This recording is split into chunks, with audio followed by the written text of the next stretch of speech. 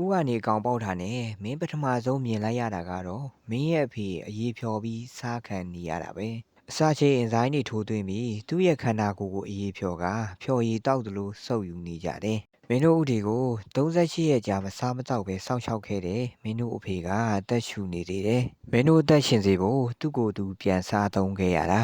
ခုတော့မင်းရဲ့မွေးချင်း34ကောင်ကမလှုပ်တော့ဘူးဥကွမ်ထဲမှာတင်တည်နေကြပြီးပေါက်လာတဲ့အကောင်တွေကလည်းအချင်းချင်းပြန်စားနေတယ်မင်းနဲ့နှစ်ဆကြီးတဲ့အကိုဖြစ်သူကမင်းညီမရဲ့ခေါင်းကိုကိုက်ထားပြီးသူအတင်းရုန်းကန်မိမယ်နောက်ဆုံးတော့ငြိမ်ကျသွားတယ်သူကမင်းဘက်ကိုလှည့်လာတယ်ဒါပေမဲ့ပူဆိုးတာတစ်ခုဖြစ်နေပြီမင်းရဲ့လေချောင်းလေးပူထူလာတယ်အသက်ရှူဖို့လိုအပ်နေပြီဒါကပါဇက်နဲ့မဟုတ်ပဲမင်းမအဆုတ်ရှိနေတယ်ရေမျက်နှာပြင်ပေါ်တက်ပြီးခေါင်းပေါ်ကအပေါက်ကနေတဆင့်အသက်ရှူရမယ်ပထမဆုံးအသက်ရှူဖို့အတွက်စစ်တလင်းလို့ဖြစ်နေတဲ့နေရာကိုဖြတ်ပြီးကူးခတ်ရမယ်မင်းက3မီလီမီတာလောက်ပဲရှိသေးတယ်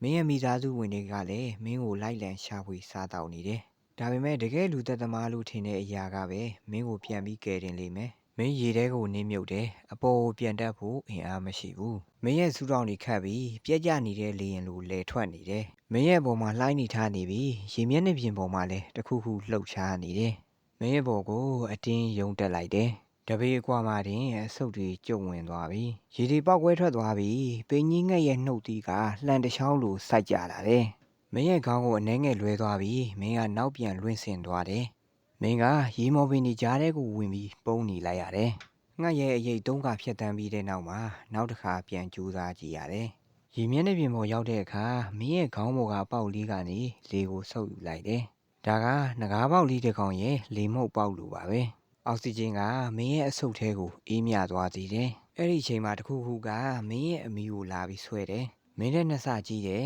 မင်းရဲ့အကိုကြီးပဲအဲ့လိုချွန်ထက်တဲ့သွားတွေနဲ့ပြည့်နှက်နေတဲ့ပါဇက်ကြီးမင်းကအတင်းယုံထွက်လိုက်ရတယ်မင်းရဲ့ရေပြားတချို့ကကြမ်းခဲ့ပြီးသူကအဲ့ဒါကိုမျိုးချလိုက်တယ်သူကထက်လိုက်လာပေမဲ့မင်းကနှေးလွန်းတာကြောင့်လွတ်အောင်မကူးနိုင်ဘူးပြန်တိုက်ဖို့ကလည်းငယ်သေးတာကြောင့်မင်းကတေးချင်အောင်ဆောင်းလိုက်တယ်သူကမင်းကိုနှာခေါင်းနဲ့လာပြီးတွန်းကြည့်တယ်သူစိတ်ပြက်သွားပြီးပုံမလွယ်ကူတဲ့သားကောင်စီကိုကူးခတ်သွားလိုက်တယ်မင်းကြောက်စရာကောင်းတဲ့အမှန်တရားနှစ်ခုကိုသိရှိလိုက်ရတယ်မင်းတက်လုံးနာရီတိုင်းမှာလေရှူဖို့ရေမျက်နှာပြင်ပေါ်ကိုတက်ရမယ်ပြီးတော့မင်းရဲ့မိသားစုဝင်တွေကလည်းမင်းကိုစားဖို့လိုက်တက်နေတယ်3ပတ်လောက်ကြာတဲ့အထိမင်းရဲ့မွေးချင်းတွေကြားကစစ်ပွဲမှာရှင်သန်ခဲ့ရတယ်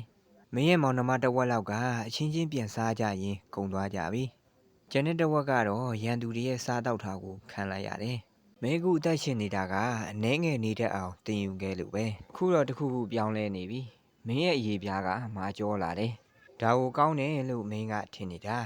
ာဒါပေမဲ့အကြီးကွန်တွေကမင်းကိုလေးလံစေတယ်အပေါ်တက်ဖို့အားရင်နှစ်ဆသုံးရပြီမင်းကပုံမူနှိကွေးလာတယ်မင်းရင်ကဖမ်းပြီးစားခဲ့တယ်လင်မြန်တဲ့သားလောင်းတွေကိုမစားနိုင်တော့ပဲရေထဲကျလာတဲ့ပြည့်စိတ်နဲ့ခြားတွေကိုပဲစားနေရတယ်အဲ့ဒီနောက်ရွှွညွန်တွေကနေမီဖလိုင်းပိုးလောင်းအုပ်ကြီးတအုပ်ရုတ်တရက်ရောက်လာတယ်သူတို့ကယာနဲ့ချီပြီးတပြိုင်တည်းအရေးလဲနေကြတာ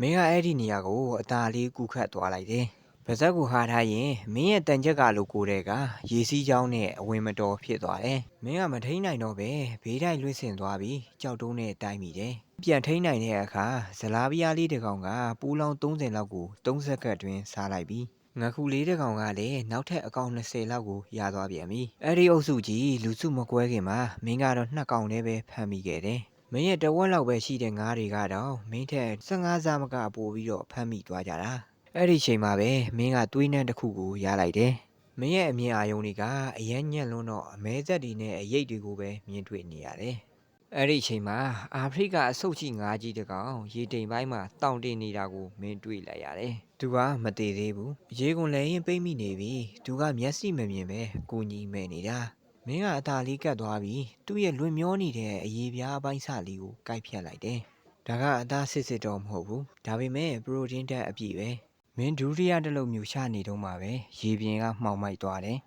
မင်းရဲ့ပေါ်မှာအာဖရိကတိုက်ကားဖေးတစ်ကောင်ရှိနေတယ်ဖန်ခွဲစားလိုထက်မြက်ပြီးတစ်ခုနဲ့တစ်ခုထက်နေတဲ့နှစ်ပေရှည်နေတဲ့သွားကြီးတွေနဲ့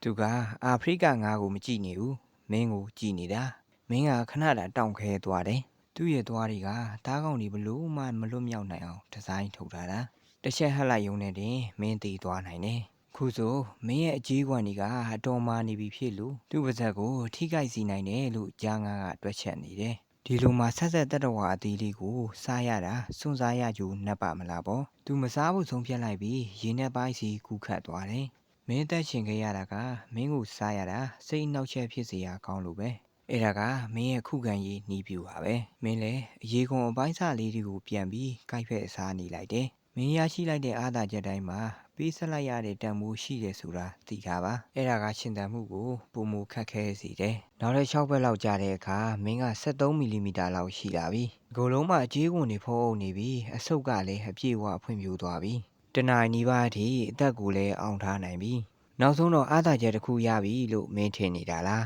အဆုတ်မပါတဲ့ချားငါးတွေကအောက်ဆီဂျင်နည်းတဲ့ရေတိမ်ပိုင်းမှာတည်ကုန်ကြပြီမင်းကတော့ရေမျက်နှာပြင်ပေါ်တက်ပြီးအသက်ရှူတယ်ပြီးတော့ပြန်ငုတ်တယ်ရေရောက်ကျမ်းပင်မှာကူးနေတော့တားကောင်တစ်ခုကိုမင်းတွေ့လိုက်တယ်ဒဏ်ရာရနေတဲ့ငါးလေးတစ်ကောင်ဖြစ်ပြီးသူကတန်တန်မတ်မတ်ကူးနိုင်မှုကြိုးစားနေရတယ်မင်းကပါဇက်ကိုဟာပြီးလေယာနဲ့ဖန်တီးကဆွတ်ဆုပ်ပြီးဟလိုက်တယ်ဒါကရဲသက်တစ်ပတ်အတွင်းမှာမင်းရဲ့အောင်မြင်တဲ့အမဲလိုက်မှုပါပဲ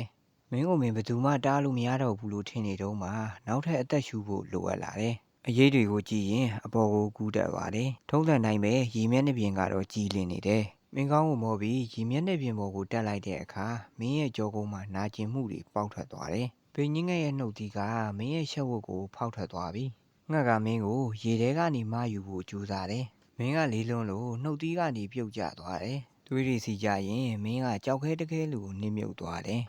မင်းကြောကုန်းကအပေါက်ကပြန်ပိတ်မသွားဘူးမကြောတဲ့ကြီးကွန်တွေကဒဏ်ရာပြန်မကျက်တော့ပဲအဲ့ဒီဒဏ်ရာတွေကတစ်သက်လုံးရှိနေတော့မှာမင်းဒီအပေါက်ကြီးနဲ့ပဲတစ်သက်လုံးရှင်သန်သွားရတော့မယ်ပို့ဆိုးတာကမင်းရေထဲမှာနှင်းနေတော့မှအသက်ရှူဖို့လိုအပ်နေတယ်မင်းမရွေးချယ်စရာနှစ်ခုပဲရှိတယ်ဘေးကင်းတဲ့ပင်လယ်ရေအောက်မှာရေမုံပြီးတည်မလားဒါမှမဟုတ်အပေါ်ကိုပြန်တက်မလားဆိုတာပါပဲ